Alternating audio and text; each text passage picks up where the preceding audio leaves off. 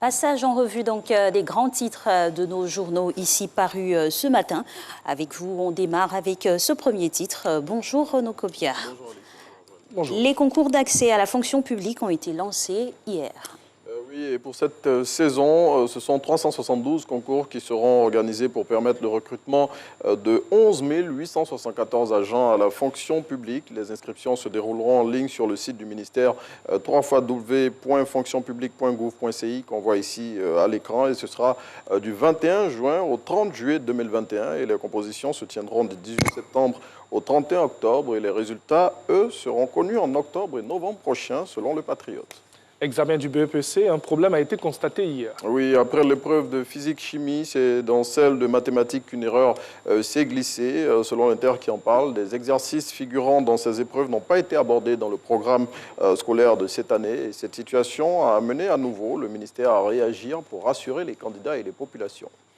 Et on continue de parler du même examen, le BEPC. Là encore, malheureusement, un drame est survenu et c'était à Goïtefle. Oui, il s'agit d'un élève qui s'est suicidé. Selon le Nouveau Réveil, le jeune homme a mis fin à ses jours après avoir été exclu du centre d'examen où il composait suite à la découverte sur lui d'un téléphone portable.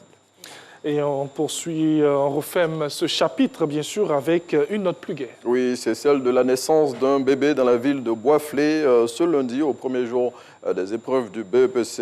Selon l'Inter, la mère de ce nouveau-né, qui est élève en classe de 3e, a été prise de contraction pendant l'épreuve de composition française. Rapidement conduite au centre hospitalier régional de la ville, elle a donné naissance à un bébé de 3,5 kg.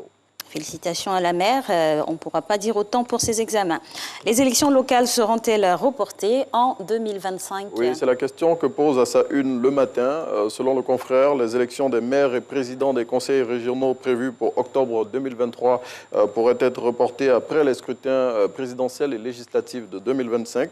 À en croire le matin, l'une des raisons de ces probables reports résiderait dans la volonté des autorités ivoiriennes de faire une pause électorale afin de donner une chance au processus de réconciliation nationale en cours. Un tout autre sujet, le premier responsable d'une société d'État mis aux arrêts pour détournement et enrichissement illicite. Il s'agit du directeur général de l'agence de gestion foncière AGEF. Selon le Nouveau Réveil, l'affaire dans laquelle il est cité porte sur un montant de près d'1 milliard de francs CFA.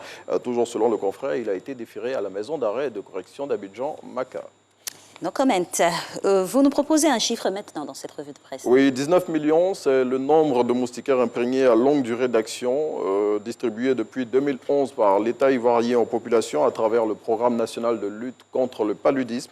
Cette action, selon le ministre de la Santé, Pierre Demba, a permis de réduire considérablement le nombre de cas de décès dus au paludisme dans notre pays.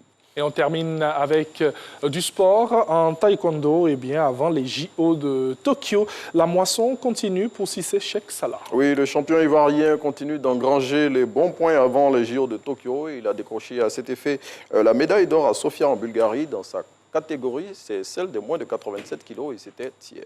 Et c'est l'inarrêtable, Cissé Cheikh Salah, qui fait la fierté de notre nation. Toutes les bonnes ondes du pays l'accompagnent pour briller jusqu'au firmament. Merci. Merci, Alice. Infiniment, Renaud. Merci beaucoup, Renaud. À demain. À demain. À demain. Et nous...